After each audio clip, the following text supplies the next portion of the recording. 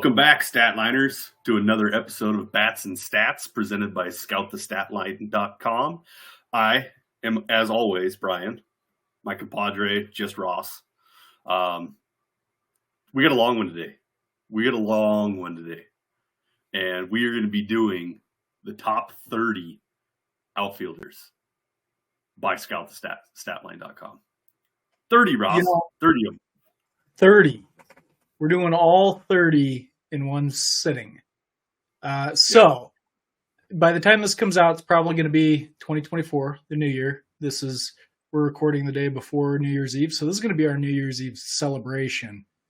And it's going to be joyous. And it's probably going to be the most inebriated Bats and Stats that we've ever done. Because we got ours.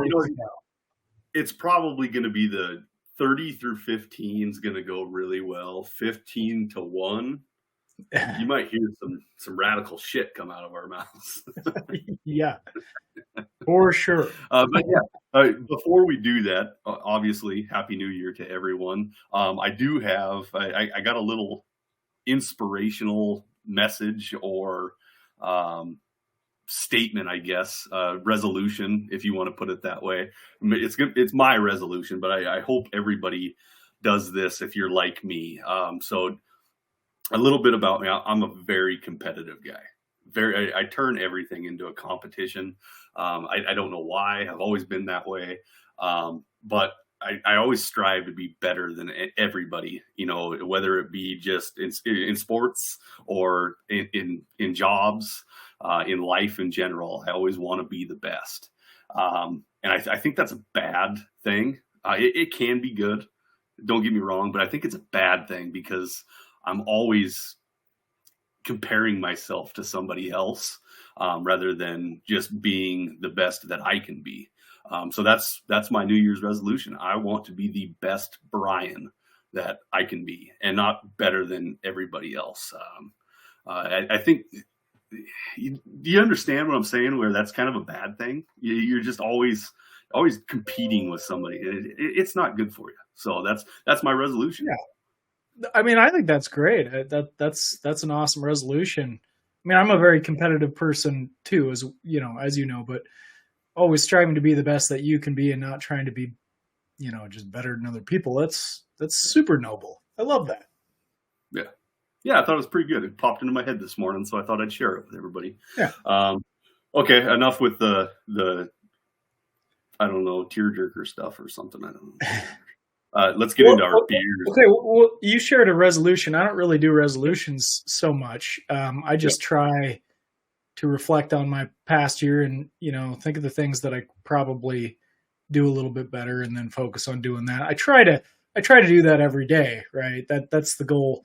Some days I come up a little short and that's okay too, but the process of continuous improvement, I think, is what it's all about. So I'm not one for resolution specifically, but I want to get better as a person, grow as a person. I'd also like STS to expand and improve as well. So, I'm looking forward to it. Let's go. Got it. Now you're bringing the competition back in me, and now we got to destroy the Dynasty Gurus and Prospect Live. And just teasing. Yeah, all of our friends out there, we're going to take them down. Put their heads on pikes, as you always say. That's right. Just teasing everyone. But yeah, without further ado, let's do our beers. We got to be drinking during this thing, and I'm going to let you go first. I'm pretty excited about mine. I'm going to let you go first. But you mentioned that you have a few. Well, so, I mean, I got a whole 6-pack of a variety of beers over here. So I'm not going to spend a lot of time going into detail because this is 3 hours. I'm probably going to be, having a few of these. But I would like to at least share what I'm drinking with the crew so they have an idea.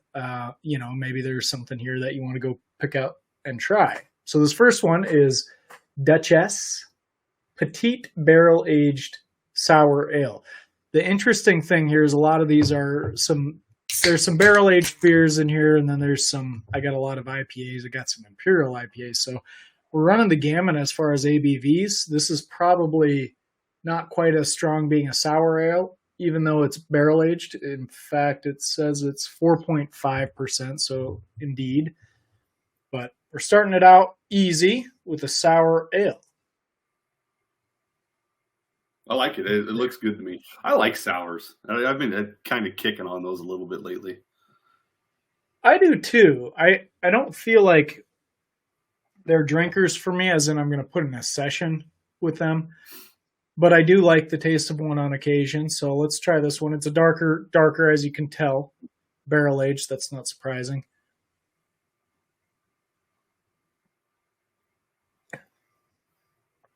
Oh, that's good. Good. That's a winner. Good. Yeah, for sure. It's not super sour. That one's pretty drinkable. It almost tastes like a dry cider. It's interesting. What was the name of that? It was Petite, but by who? Who was that? Duchess. Duchess. Barrel aged sour. Who are they from? Well, I think Duchess is the name of the brewery. Okay. Where's that? No. Let's see. Okay, this is what I said I wasn't going to do this, but I'm going to give you the description here. It says Duchess Petite, so that is the name, is an authentic Flemish red ale, brewed and bottled in Belgium. This refined ale, also known as the Burgundies of Belgium, is a blend of beer matured in different oak casks for many months, 100% natural. It says it is brewed and bottled by, I'm not going to be able to pronounce that, Brewerij Verachi. I mean, I'll try to hold it real close. That's the name right there. Brewerij Verachi. Okay. Yeah, so, but it's very good. What do you got? Okay. I really like this name to start off with, but it's Excelsior. It's like a flying giraffe in outer space. Excelsior by Schilling Cider House. It's got a long-winded little text on here. It's going to be a cider. It's a hard cider. It's 9.1%. I got 2 6-packs of this stuff. So I'm going to be feeling really, really nice if I clear these guys out by the time we're done here. How strong? Yeah. How strong is it? 9.1. Wow. That seems extremely high for a cider. Yeah, it's an imperial mango cider. It's gonna be good. I did get a new cup. I got a new cup for Christmas. Very nice. Go. Yeah, go pack go. Love it. So go ahead and do your pour while you're doing that. Very light. We're probably going to break this into, we are going to break this up, no doubt about it. Probably be released in 3 segments over the next few weeks. So we'll probably group it by 10s, do 30 through 21, then 20 through 11, and then the top 10. It's going to be really good stuff. All right, let's hear it. God, it smells good. Wow. That is really tart. Really, really tart. And I love it. It's really flavorful of mango. Really tart. I might have to cut. I might have to do like one of these and then a Coors Light and then another one of these and a Coors Light. Is that really good? Is that your other? You got Coors Light as well over there? Oh, I always have Coors Light. The garage fridge always has Coors Light. Okay, so you got a 6-pack of this mango cider and then some Coors Light in there. Yeah. No, two six packs of the mango cider. Oh, you got so you got 12 of those suckers. Yeah. Oh yeah, baby. Okay. Well, so I was saying this one kind of tastes like a cider, but it's not tart. This is a drinker. Like you could have several of these and not need to separate it. I think it's interesting. I didn't get more than one of them. I just got one, but the nice thing about these, especially with that high of an alcohol content, is it's only going to get better. Yeah. All right. Well, without further ado, We're going to be here at least 3 hours. Let's not kid ourselves. But let's jump into Mr. 30. I think this is a fitting guy, too, for this year. Didn't Super Mario Brothers come out this year? Or was that last year? No, I think it was this year. We got to call this guy Bowser, right? It's got to be Bowser. Colton Bowser. Our first one is Colton Cowser. Colton Cowser is 6'2", 220 pounds. He's a 23-year-old with the Baltimore Orioles. He was drafted in round 1, pick 5 overall out of college, Sam Houston. He did debut last year. But let's talk about his minor league numbers here. He had, in 2023, 323 at-bats at the AAA affiliate. His average was 300, on-base percentage of 417, and slugged 520 with an on-base plus slugging of 937. He had 9 stolen bases, was caught 3 times, 17 home runs. He struck out 107 times and walked 64 times. I'm a touch baffled why Colton Cowser is at number 30. I think he should be much higher. I'm a pretty big fan of Cowser. How's your feelings on this one? Okay, so we talked about Cowser last year, and he was ranked considerably higher, which is probably a surprise to a lot of people, considering he made his pro debut this year, and his numbers on the surface are certainly better this year than they were last year. So let's dig into it a little bit, and I'll do my best to try to explain why I think he is dropped on STS.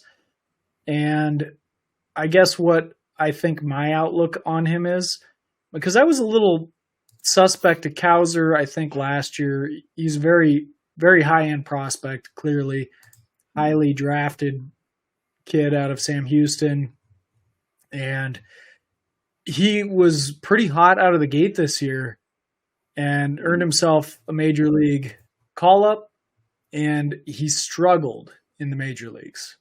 Yeah. So he struggled in the major leagues, and I want to try to get the splits on his minor time if I can, just because I haven't looked that up yet. But I think it looks like his minor league numbers also came down. So was he sent back down, do you know? I thought he was called up at the end of the year and was with the ball club into the playoffs. Well, let's see what we can find out about that. Because his numbers were lower than I remember them being, and it might have just been because he was so hot out of the gate. But I think that, coupled with his major league debut, which wasn't that strong, is what has knocked him down so much, because in the old model, we only looked at minor league stats.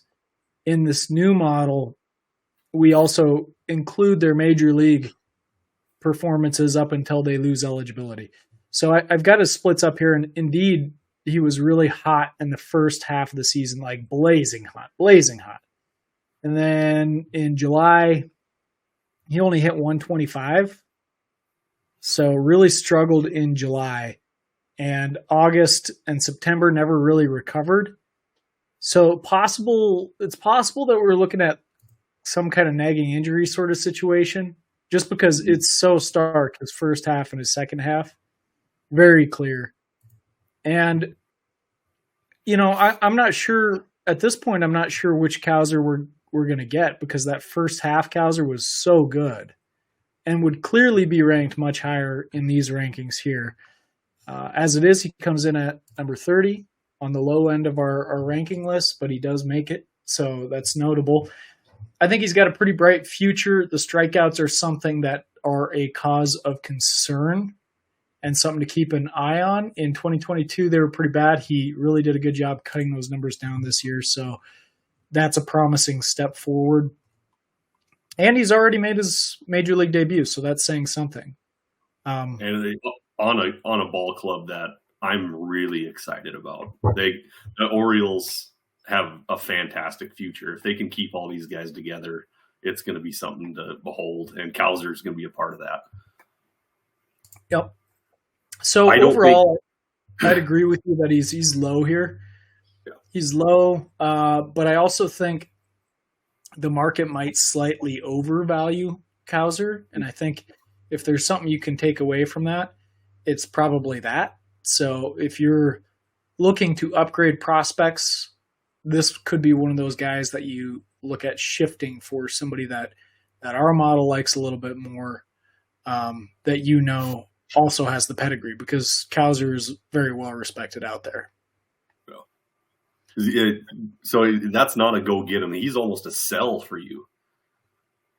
I think I'm not going to call him a sell.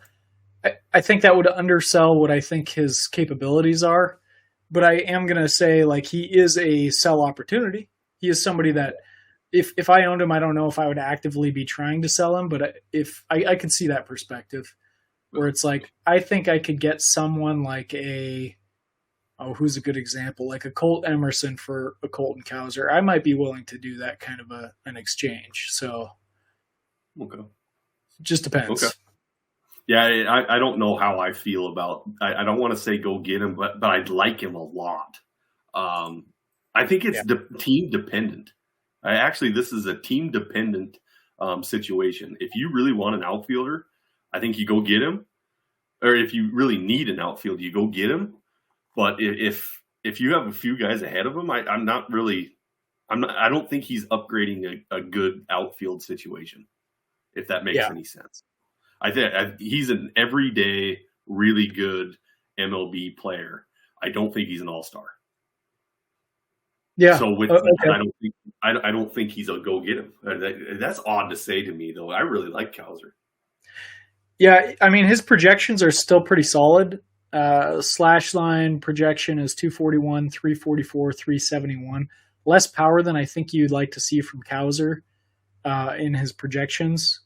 And that strikeout rate, he projects for 26% K percent, which is high. That's what I was saying. You want to keep an eye on. Nonetheless, he is in the top 100 for hitting prospects, and he garners a comp that's pretty good to JT Realmuto. Ooh. Yeah. Okay. Not bad. That's kind of interesting. He doesn't have much speed. Realmuto, I guess he's got 34 stolen bases in his career. So, I mean, he's not slow by any means. But yeah, okay. Cool. That's number 30. We're moving on. We're moving on to number 29. Mr. Number 29 is going to rhyme with Cowser. It's going to be Kyle Stowers. I guess that doesn't rhyme, but it's pretty close. He's with the Baltimore Orioles. He's 6'3", 215 pounds. He is 25 years old. He was drafted pick 71 overall out of college Stanford. He did debut last year and the year before, I believe he debuted as well. But last year, he sat in 3 different places. There was an injury here because he played for the rookie level and then high A, and then wound up in Triple A. So he had 233 at bats at Triple A, 18 in high A, and 5 or 7 in the rookie level. But at AAA, let's just break those ones down because those are going to be a little bit more meaningful. He had 233 at bats, averaged 245, on base percentage of 364, slugged 511, on base plus slugging 875, 17 home runs, 3 stolen bases, strikeouts 76, walks 40, a little touch high on the strikeouts. What do you think about Kyle Stowers? So this is such an interesting guy to follow up Cowser with because we've got another Oriole to begin with, and then we've got 2 guys that are potentially vying for a position on the Orioles squad. I mean, Stowers, the strikeouts to me are not super concerning. Probably a little less than they are with Cowser, but they're kind of in that same. Well, actually, now that I'm looking at the projections, they do project him a little bit higher for strikeouts. So maybe I'm seeing something a little bit different. He's got interesting power. He's a little bit older. I think between these 2 guys, you want to give Cowser the edge. For who's going to land that spot. One thing that's kind of boosting up Stowers' overall line is a couple rehab stints, rookie level and high A, where he just totally mashed. Yeah. So you mentioned his 875 OPS at AAA. On the season overall, it was 954 with a 566 slugging percentage. So he really just mashed at those low levels in his small stints there. I think that's helping carry his ranking a little bit here. So I would give the edge to Cowser between these guys, but STS has him an inch above. Yeah. I would imagine he was just seeing some donuts down in the lower levels and just piss pounding them. Just mashing. Yeah. Yep. Yeah. But yeah, I'm not a Stowers fan. I think he's going to be a fourth outfielder unless he gets traded from the Orioles. He's not breaking it out over Mullins, Cowser, and who's the Orioles got a plethora of talent in the outfield, and I can't. My brain's not working very well right now. But I don't think they got people coming up that will be vying for time too, or that have debuted as well, like Kierstad, Kobe Mayo. Maybe we'll see some time out there as well. I mean, there's just a lot. Possibly Mountcastle. There's just a lot of guys out there that they're going to be competing with. What else can I touch on? He does have legitimate power that I think is a touch above what we see from Cowser. He's almost 26 years old, though.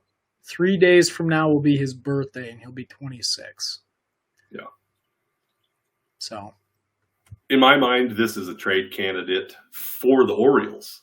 In real life, I would imagine they can probably go get something a little bit different than an outfielder.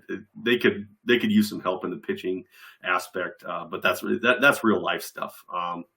Which, I mean, obviously it counteracts with our fantasy lives. But I'm not a Stowers guy. I'm not buying or selling here. If I own him, I'll probably hang on to him, but I'm not going to get him. I'd agree with that. I don't think he's a go get him necessarily. I don't know if I see him getting consistent playing time in that squad. A trade maybe opens up some opportunity for him, but even so, I think he's kind of fringe. So Yep. Yeah, I like to say, I'm really good at finding everyday MLBers. Ross is really good at finding the superstars. And I don't see Stowers as being an everyday MLBer. It's just one of those things. I don't know. I'm not on board. Yeah. But I love you, Kyle Stowers. Love you, man. Prove us wrong. I'd love that. I would love to be proven wrong. Absolutely. All righty. We are moving on to 28. And we have Mr. John Kennedy Noel. Did I say that right? John Kennedy? John Kennedy Noel. Yeah, that's right. John it is a tricky one. Another guy that we talked about last year. Yeah. Love him. Yeah, we're big fans here. I am, at least. But huge individual. He's 6'3", 250 pounds. He's age 22. He's out of the Dominican Republic. I think I just want to break down this year's stuff. Overall, I guess. Let me do overall here real quick. He's got 1,665 at bats in the minors. His average is 252, on base 331, slugged 476, 94 home runs, 20 stolen bases, 454 strikeouts, 158 walks. This year, though, he had 519 at bats, batted 220, on base of 303, slugged 420, on base plus slugging of 723, 27 home runs, 1 stolen base, got caught 3 times, 145 strikeouts, 49 walks, a bunch of doubles, 23 doubles. He's not showing me what I wanted him to be, because I was a big fan when he got drafted. I was like, man, Noel's going to be a star. He's a big individual. It's just, it hasn't come together yet, but I think this is a huge power bat. What do you got here? So another guy that we talked about last year, and really interesting because he had a huge breakout in 2021 going back, where he hit 340, and then last year he struggled. And even when he was hitting 340, we were highlighting on the STS side, watch out for the plate discipline. And I think the plate discipline got him last year, and he just didn't really show a ton of improvement in that regard. It looks almost identical, to be honest. Same number of walks, 5 less strikeouts than he had in 2022 this year, 49 walks, 145 strikeouts on this season. Still hitting in the low 200s, but you're right, the power is still there. He hit 32 home runs last year, and this year he hit 27. So a little bit less than we saw last year, but again, he's at AAA now. So he's on the precipice of the major leagues, and he's still just 21 years old. Yep. So there's some really good aspects to John Kensey Noel, the Jonky, but there are some big red flags too. What are those 145 strikeouts going to look like in the major leagues if he's not showing dramatic improvement with his plate discipline? I mean, what are we looking at? A guy that's striking out 200 times, not getting on base very much, but hitting dingers. What is the highest end outcome for that? Like a Joey Gallo type? And I don't think he's the performer that Joey Gallo was coming up either. So the chances of that outcome are even limited. So he's gotta improve the plate discipline. But big guy, the power is legitimate. It's real. You can't just hack away looking for home runs though if you want to be a major leaguer. So I think he's got work to do. The good news is he's young enough to where he can still make those kinds of adjustments. So STS likes that power potential. They give him 27 home runs per 600 plate appearances. That's pretty high end. And they give him a comp, let's see how you like this, to Daniel Vogelbach. Oof, Vogues. God, I hope he's faster than Vogelbach. Well, they project him for 0 stolen bases, so I don't know. You messed it up just a tad. You said he was 21. He is 22. He'll be 23 in July. So yeah, he is young. I want to see more. In my mind, he's still, I think he's attainable. I mean, really attainable for a very minimal price. And because of that power and my thoughts on him figuring it out and actually putting the bat on the ball, I'm saying go get him because I think it's cheap. Okay. I can see that.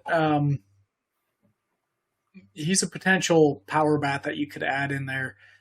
So I guess to clarify, I should have stated he qualified as a 21-year-old for 2023, but you're right. He'll be 22, or he is 22. He'll be 22 this year for most of the season. I don't know if I'm going to say he's a go get him just because I think the pro outcome is looking limited to me right now. I want to see some improvement first. And if I get that, then I'll be all over going after him because there's intrigue here. There's intrigue, and I think you just need to see a little bit of improvement first. Yeah. So I'm behind you. Yeah, I'm behind you on that. The only reason I say go get him is because I think it's very attainable for a very minimal price. Right. Yeah. But okay, I love the holiday. We're 3 people. We're 3 in, and I'm on to my second beer. Oh, I apologize. I already had my second as well. Go ahead. Another one of those mangoes? Yeah. Okay. They're getting better. Well, this one's called. I'm going to do another sour, and then I'm switching it up, and I'm doing more IPAs. This one's called Monk's Cafe Flemish Sour Ale. This one's a little bit stronger at 5.5%. Let's see, anything else to note on it? No, I don't think so, but I'm going to go ahead and crack it, and let's move on to the next guy. Sweet. All right. Number 28. 28? 27. 27. 27. I'm going to mess up the count real bad. I hope. Okay, so very common name. I'm hoping I looked up the right stats on this guy. So it's Hector Rodriguez. And if you guys jump on MILB and look up names, Rodriguez is like Smith. There's a million of them. There was 4 Hector Rodriguezes, so I hope I chose the right one, Ross. But here we go.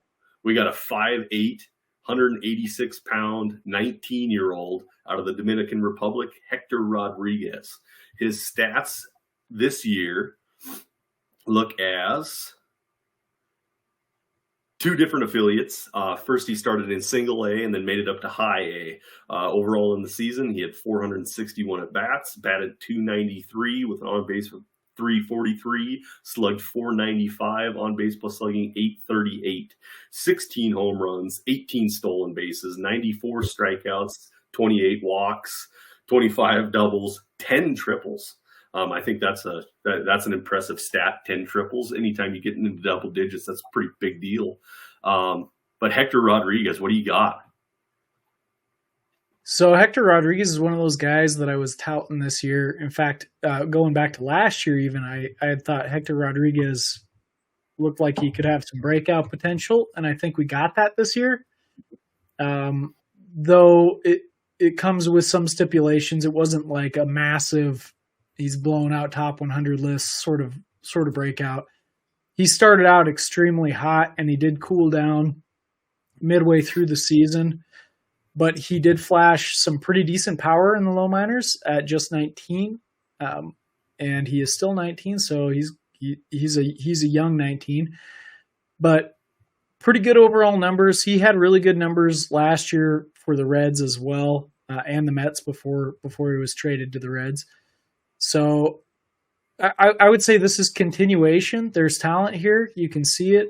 Good bat to ball skills. The strikeout rate was a little more elevated this year than I was hoping for. It was much lower last year. But again, he was at the rookie level, single A level. His power did kind of taper off when he was promoted to high A. I don't think that that's alarming at this point. Nope. But I think the power is better than people were expecting. And I feel like this guy is one of those guys that sort of has a motor on him. I've heard he's not particularly fast, but he does collect stolen bases at a decent clip. He had 18 last year. So something to note. And mostly, I think he's athletic. It's just he's not, he's only 5'8". He's not a big guy.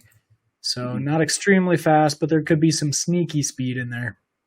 Yep. I really like Hector Rodriguez, and I'm going to endorse him as a go get him.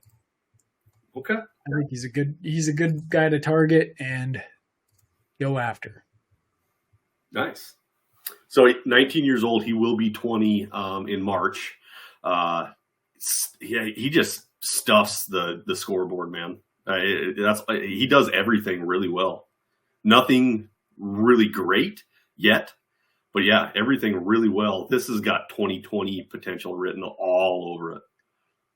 Yep, I see that as well. And he's another really interesting player up and coming for the Cincinnati Reds, which, they're making waves as well. So very God, did you ever think we'd live in a world where the Orioles and the Reds have like the best future on the planet? I didn't. No. Well, and this, there should be some context. So one of my really good buddies, my roommate in college, his favorite team is the Orioles. My favorite team is the Cincinnati Reds. And we commiserated in how awful our teams were across the board. And granted, the Reds, the Orioles going way back had some winning teams, but when we were roommates and stuff, no, they were pretty awful. And the Reds had some seasons in there, but I always chalked it up as like, yeah, they look like a great 85 win team, first round exit in the playoffs, and they did that quite a few times. They just were never fully committed to, I guess, the process of building a team from within. And I think they're finally there. Fascinating. And the Orioles are doing the same thing. I think the Orioles are probably even a little more advanced. And yeah, never thought I would see the day. It's pretty crazy. Unbelievable. If the Tigers start winning, like the apocalypse is coming. Yeah. Well, you got the Tigers.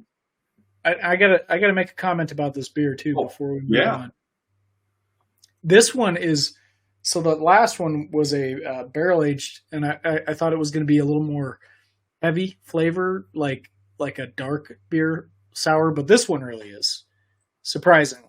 It looks. I didn't expect that, but yeah, it tastes more like a sour riff of a porter or something like that.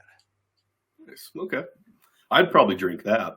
I don't like the dark beers, man. I stay away from them, but I like the sour taste. I really do. Yeah, especially in these. This 6-pack's going to go real quick. I'm going to have to go grab the other one. All right. 26. We are at 26 already, and we are sitting with Louis Lara. And Louis Lara is an outfielder for the Milwaukee Brewers. He is age 19, 5'7", 155 pounds. He was drafted out of Venezuela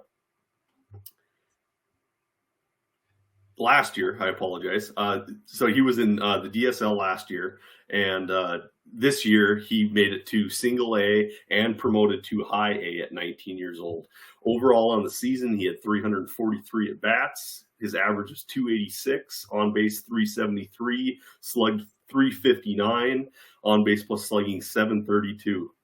He had 2 home runs, 13 doubles, 61 strikeouts, 44 walks. The big calling card here is the speed. He had 30 stolen bases, but he did get caught 10 times, 9 times in single A and only once in high A. I'm interested here. I own Lara in a few leagues, and I'm excited here. He's very young. He won't be 20 until November of next year.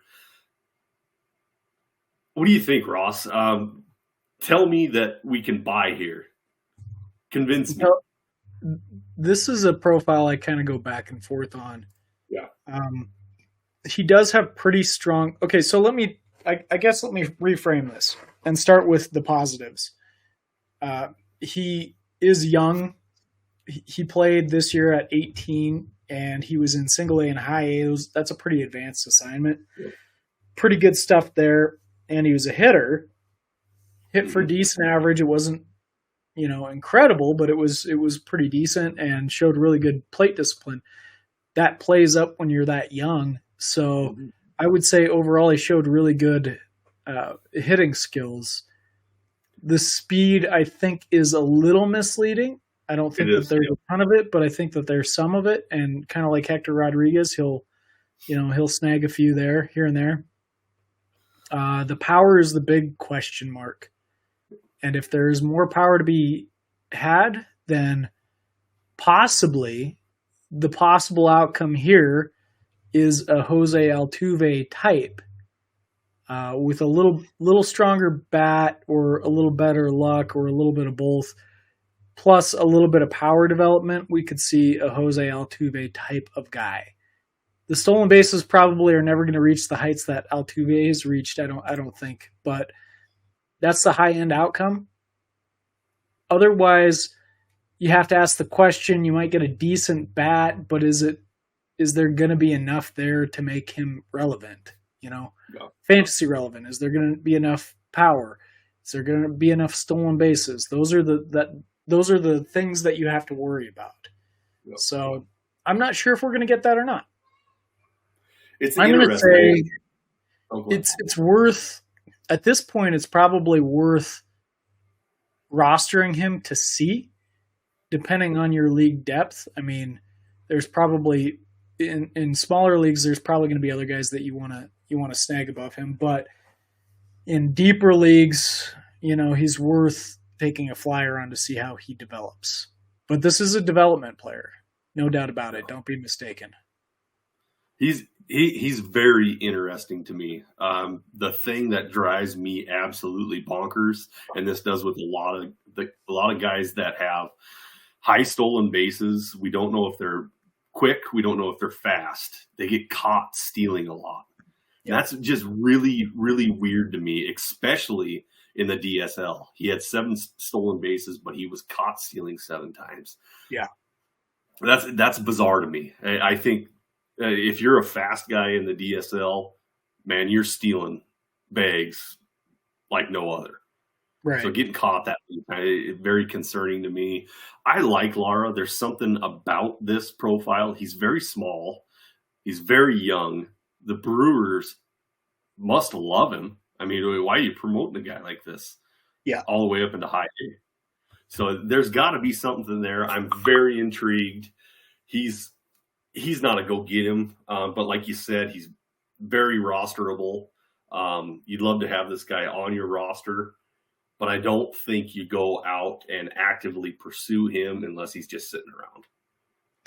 So one other thing to note is he does have some helium. He's got his fans. There are people out there in the industry people that are really high on Lara. So if your league has one of those types that is bought into that, then he's going to be harder to get than you might expect too. So I'm kind of on board with you. I think if he's available and you can get him and you don't have anyone better to fill that spot with, then I think he's a good development play. But you have to wait and see, right? Like we're not doing this based on what we know he's capable of. We're doing this based on what he could be capable of. Yeah. So. Yeah. Okay, I get it. So caution. We got a lot of caution on Lara. All right, we're on to the next one, and here we are. This is not somebody that I'm a giant fan of, but we're going to talk about him anyways. Once again, it's probably my Yankees hate. I hate the Yankees, but here we go. Jace Avina. Jace Avina is with the High A affiliate with the New York Yankees. He is 5'11", 180 pounds. He's 20 years old. He was drafted by the Milwaukee Brewers in round 14, picked 417 overall out of Spanish Springs Sparks, Nevada High School. Jace Avina's numbers this year looks as 326 at bats. He batted .233. On base, 373, slugged 442, on base plus slugging 815, 14 home runs, 10 stolen bases, 118 strikeouts, 56 walks, 22 doubles. I'm not here. I was actually kind of a fan of Avina when he was with the Brewers, but nothing popped out to me this year. I'm just there's something about this profile that I'm just not in love with. Low average, high strikeouts. He does have good on base percentage. I'm not in love here. Matter of fact, I think I'm walking away. So you can go ahead and try to convince everybody else. Okay, and I will. I will play devil's advocate on this one. So I didn't even know that he went to the Yankees. I must have missed that trade. There must have been some kind of deal that sent him there this offseason because he was with the Brewers all of last season. So That's interesting, and that's a notable development, I guess. But I thought we were talking about a Brewer here for a minute. I'm gonna try to make the counter argument. So Avina is somebody that we talked about on Bats and Stats last year. Yep. And you and I both agreed that we saw a lot of risk here. We weren't buying into it. And we said, wait and see. Like, we need more. We need to see more before we're excited about it. Now, his numbers this year were worse than last year.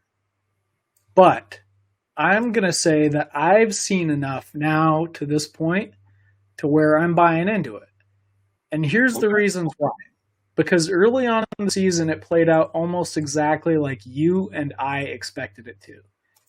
And he was struggling really bad. And we were, validation for what we had presumed. The strikeouts are way too high. Don't think he's going to hit for the average to be able to maintain it. But his season dramatically changed in the second half. So he's a second half dude. And the next thing I knew, all of a sudden he was rising up leaderboards. And he's done it under the radar. Everybody they forgot about it. So first half started and they just dropped it completely. The only people that were ever talking to him about him to begin with was you and I, as far as I'm aware. And then he pretty much just fell off the map completely. But his second half has been sneaky and very legit. So let me quote some stats. He was awful in the first half. So starting in July, he hit 297. I'm just going to say his slash line. Actually, no, I'm going to just say his OPSs. July OPS of 951. An August OPS of 1,095. Jeez. And a September OPS of 1,063. And in August and September specifically, he seems to have cut down his strikeout rate pretty significantly, and increased his walk rate those months pretty significantly as well. Still hitting for power, the power that he's always shown. So from my perspective, I think this guy is a huge buy opportunity. I think he's under the radar in deep leagues. I'm speaking about deep leagues specifically here. But I think this guy is a really sneaky ad. I think he's somebody that I would want to target in deep leagues to try to make a play for somebody that's a riser. I see a riser right here. Okay, well, I love the OPSs that you brought into play there. Those 2 months at the end of the year, he was hot. I mean, sexy hot. Yep. And get this. STS has him projected for 31 home runs per 600 plate appearances. So we did get some validation of him as the power hitter last year while showing progress with his plate discipline, which we said was the big red flag. So we're seeing it. We're seeing little glimpses of it anyway.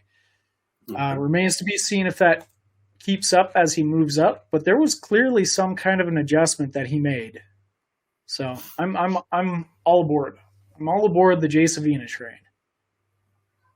All right. The trade was Jake Bauers to Milwaukee Brewers for Jay Savina and Brian Sanchez. Brian Sanchez is a left fielder. That's a great deal for the Yankees. Happened in November 17th. I do not recall that trade, but yeah, I remember Bauers playing for the Yankees. I do not recall that trade though. Huh. Yeah.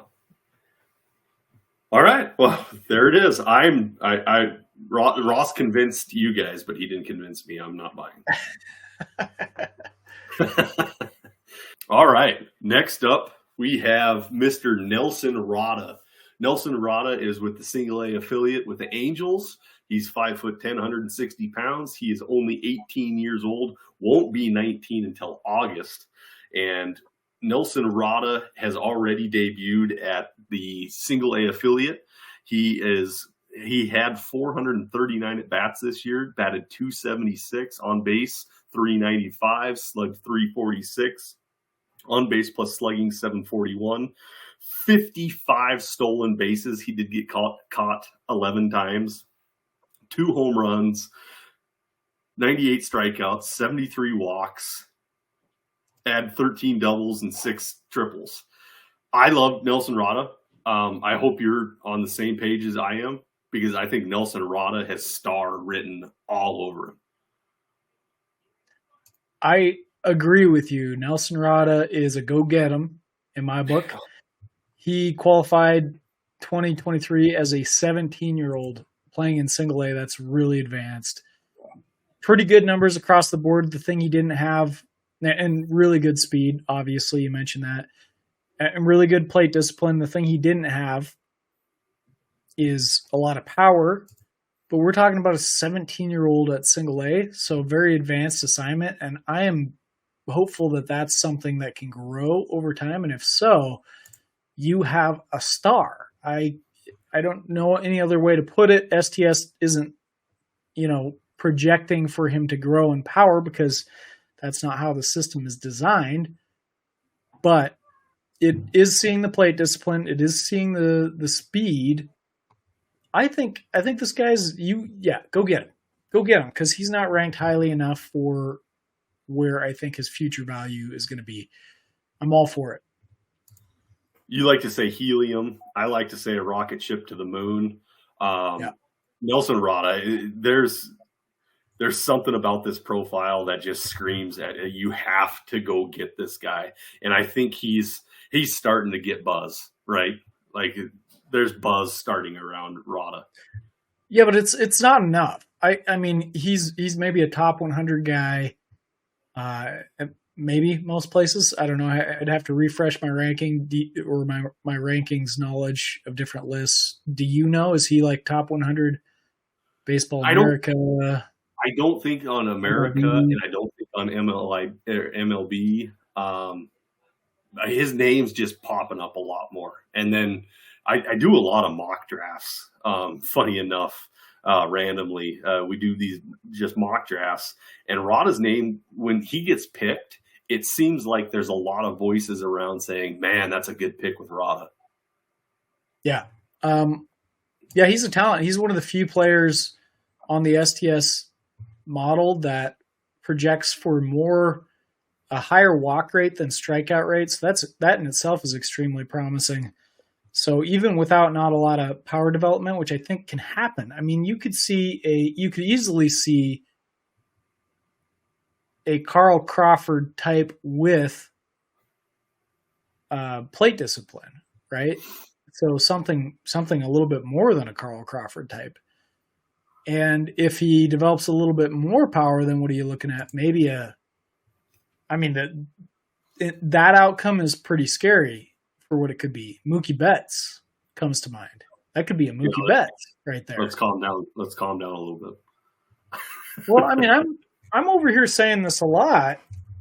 When Mookie Betts was young and coming up, I think when he was his age, he had hit 2 career. He might have had 0 career home runs by that. I remember that. Yeah, the power did not show up till later. Okay, so when Mookie Betts was 19, he was in low A, and he had 0 career home runs. So we're talking about Nelson Rada at 17 in single A. Demonstrating a lot of the same capabilities, but a little bit more power. There's something really exciting there.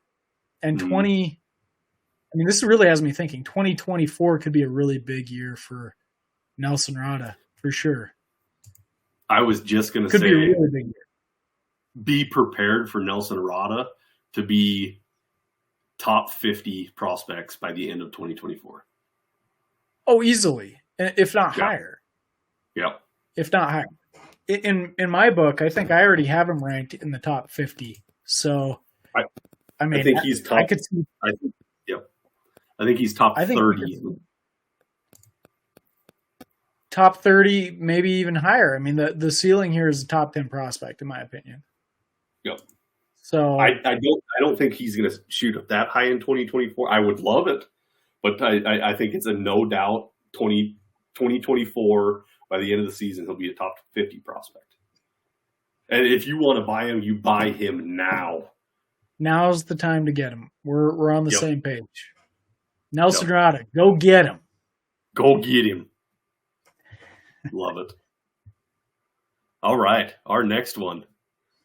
Okay, this is a fun one, and I think we're both going to have a lot to say here, and I think we're both going to say the exact same thing. This next prospect is Chase DeLauter. Chase DeLauter is 6'4", 235 pounds. He's 22 years old. He was drafted by the Cleveland Guardians in round 1, picked 16 overall. College, James Madison. This year, he had 3 different affiliates, rookie level, high A, and double A. I'm going to lump them all together. He had 214 at bats, 355 average, on base 417, slugged 528, on base plus slugging 945, 5 home runs, 6 stolen bases, 22 doubles, 30 strikeouts, 23 walks. I think I'm going to come out and I'm just going to say what we're both thinking. when he's healthy, he's a top 10 prospect. He's going to be a freaking monster if he's not hurt. I think that foot is a problem because it's been broke twice. If I'm recalling that correctly, he broke his foot twice, which is not a good sign. Ross, I'm telling you, if he stays healthy, he's a top 10 prospect. Boy, that's some very bold statements from you, and I'm not totally off. I'm not on a different page with you. I don't think either. He's a hitting machine. There's no doubt about it.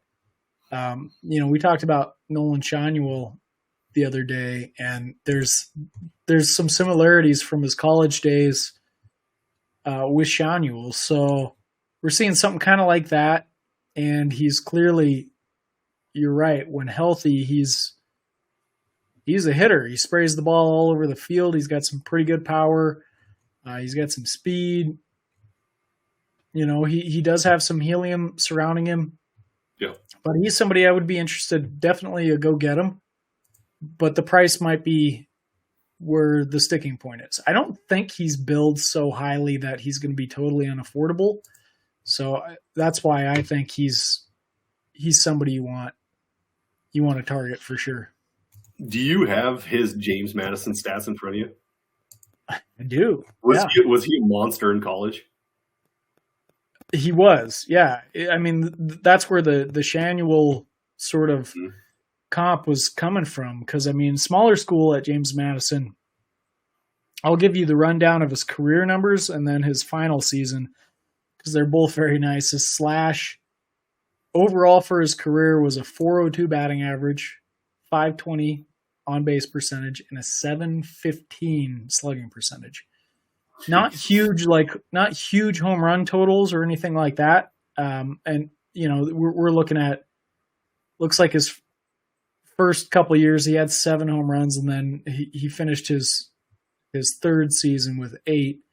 So not huge numbers there, not huge stolen base numbers, but they're all serviceable, And his final season, he slashed .437, .576, .828.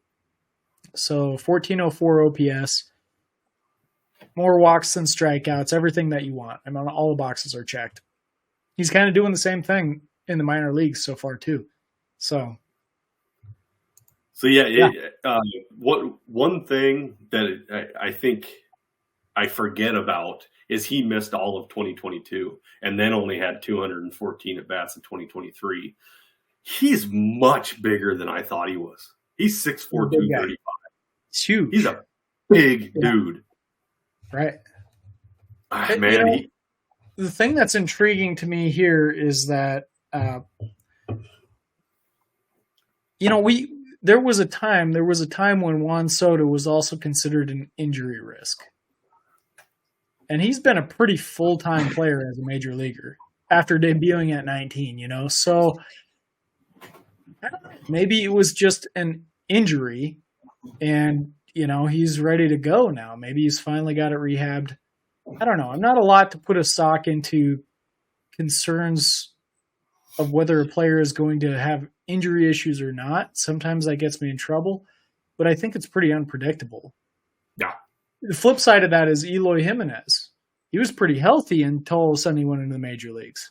So then he became an injury concern there. So I think that's completely different than DeLauter. Right now we're dealing with a broken foot. The injuries that concern me and, for lack of a better word, piss me off are the soft tissue muscle injuries. When you have a constant hamstring, a constant calf, triceps, obliques, stuff like that. Those are just massively frustrating because they can be avoided. You get a better strength and conditioning coach. You start stretching those muscles, working those muscles in a different way so you don't get those pulls, those strains. Broken legs, broken foot, torn ACLs, those are unavoidable. You can't do anything about those. Those just happen. Those are unlucky. The soft tissue stuff, man, with Eloy, that just drives me nuts. Yeah, I could see that. Well, anyway, my endorsement is go get him. Chase DeLauder is the guy you want. Yeah, and That's this my is. assessment. And I'm probably going to have to whip up some trades after this. After we get off here. Are we in 25? We just DeLauder. If we're done with him, was number 23. So we're moving on to number 22. He's much too low for me. He's top 10 best baseball prospects on the planet, in my opinion. Okay,